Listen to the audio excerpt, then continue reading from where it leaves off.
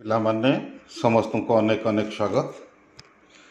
ଆମେ ପାର୍ସନାଲ ଲେଟରର ବିଭିନ୍ନ ଅଂଶ ବିଷୟରେ ବିଭିନ୍ନ ପାର୍ଟ ବିଭିନ୍ନ ଅଙ୍ଗ ବିଷୟରେ ମୁଁ କହିଦେଇଥିଲି।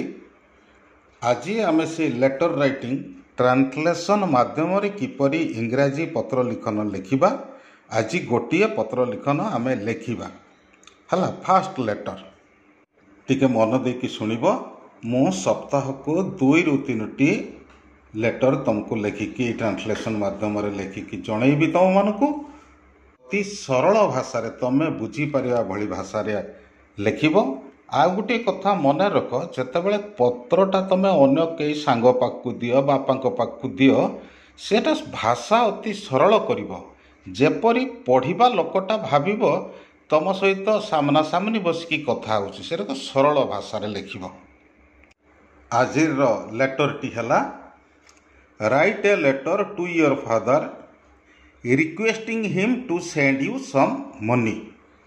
Write a letter to your father, तुम बापा पाखक एक चिट्ठी लेख बा पत्र लेख requesting him तांको अनुरोध करी to send you some money, तुम पाखक किछि टंका पठेबाको अनुरोध करी बापा निकटक पत्र लेख। यहीपरी सरल सरल लेटर गुड़िक आगे लेखि शिख, ट्रांसलेशन माध्यम लेखि शिख, तापर तुम लेखिपार बुझिपार लेखिपार आस्ते आस्ते लेखिदेव। देख ता फर्माटा मुझे कहीदे आगुरी, तथापि ये कहीदे। देख टॉप राइट हैंड कॉर्नर डाहाण पक्ष पूरा एक बार ऊपर की लिखाई राइट हैंड कॉर्नर लिखाई boys hostel KC high school Nilgiri. Boys hostel के जानी तुम बालक मानकर बयर बहुवचन बॉयज, तेणु एस पर खाली एपस्ट्रफ दिखाई है boys hostel KC high school Nilgiri. एटा है एड्रेस। 1 नंबर पॉइंट एट कहला ना एड्रेस विदाउट सेंडर्स नेम, किए पठेला ता ना दबनी, खाली स्थान ना दब। एतिक तुम जो ठीक लिखिदेल एटा अध नंबर पाइब है। एटा बड़ करके मु boys hostel KC high school Nilgiri लिखी, एटा अध नंबर। तुम्हें खाली भी जब लिखिदे पार केसी हाई स्कूल नीलगिरी, ये भी अध नंबर। ता तलको अच्छी डेट दब 5 तारीख धर 5 मई 2024 एक दब 5 मई 2024 बा मे 5 मई 5 लिख खाली 2024 है। यहीपरि लिखिपर बाँ कोड को देख 3 नंबर पॉइंट को आसब। जे सीधार डेट अच्छी ठीक से सीधार तलको देख से सीधार आसो टिके खाली तलको हल्का करके तलको लिखाई डियर फादर। यहाँ है सेल्यूटेशन बा ग्रीटिंग्स संबोधन बा अभिवादन। ए डियर फादर पर कमा दिखाई देख एटा ऑप्शनल, तुम दे पार न दे पार बुझुव मन देखी। तापर जेटी फादर दे कमा जेटी देछ ठीक देख सी कमा तलको लिखाई my best compliment to you. वर्तमान बॉडी आरंभ हो, कंटेंट आरंभ हो, विषय वस्तु आरंभ हो, से विषय वस्तु को आम ट्रांसलेशन माध्यम जानिबा। नेक्स्ट देखिबा सरल सरल अति सरल वाक्य दिखाई आपण को मोर सर्वोच्च सम्मान। बापा पाखु लिखिछ my best compliments to you. Compliment माने सम्मान। आपण को मोर सर्वोच्च सम्मान सर्वोत्तम सम्मान जहाँ भी कह my best compliments to you, शुभेच्छा जो दियंती। 3 नंबर वाक्य मु गतकाली आपण को चिट्ठी पाइली। देख कर्ता है वाक्यर मु, क्रिया है पाइली।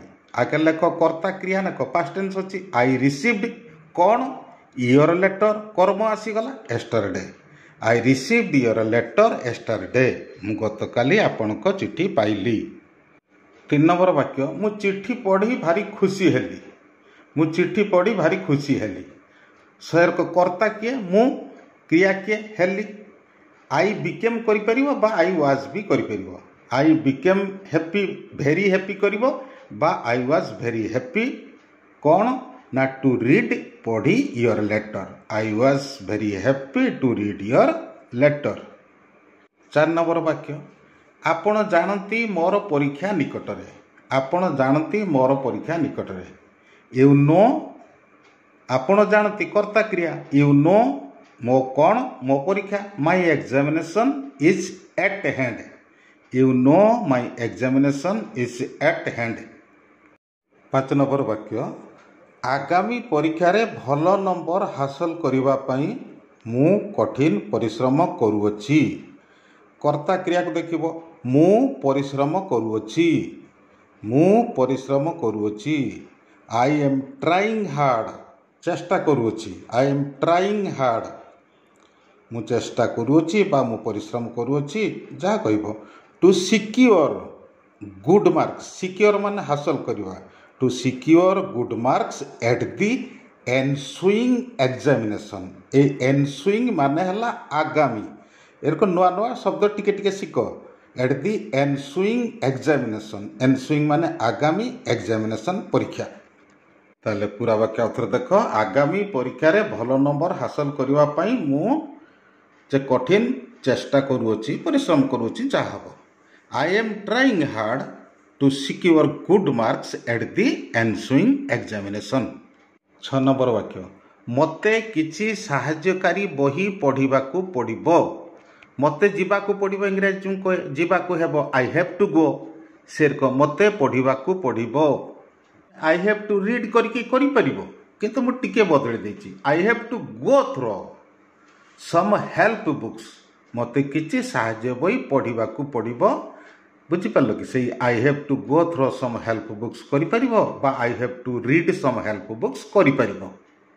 7 नंबर वाक्य मु मध्य गोटे टेस्ट पेपर किनिबाकू इच्छा करियछि। मु मध्य गोटे टेस्ट पेपर किनिबाकू इच्छा करियछि बा मु मध्य गोटे टेस्ट पेपर किनिबी केते प्रकार सेटा को लिखि परिबो। देखो गोटे प्रकार मु कहि दिछि I also intend buying.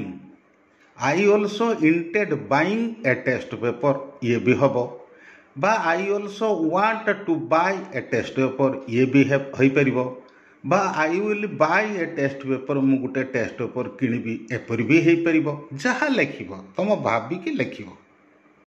8 number वाक्य तापर रहिछि बापा पाखु जणैछ बापा मु गोटे टेस्ट पेपर किनिबाकू चाहूछि हला ता विषय लेखाई। 8 नंबर वाक्य नमूना प्रश्न जानिबा पई एहा निहाती दरकार। कोनटा निहाती दरकार टेस्ट पेपर ताने नमूना पत्र जानिबा पई एहा निहाती दरकार। आगे एहा निहाती दरकार इंग्रजी लेख एहा दरकार अटे। It is very necessary.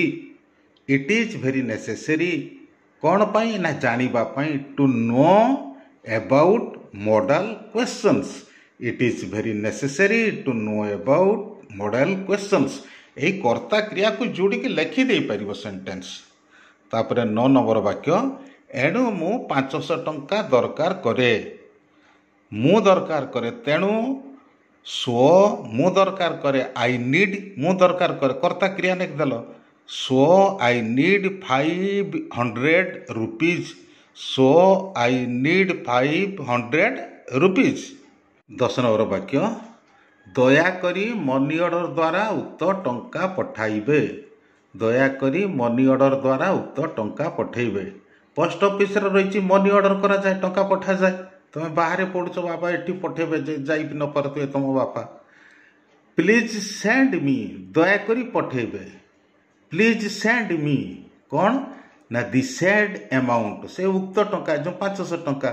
Please send me please send me send माने पठेबा।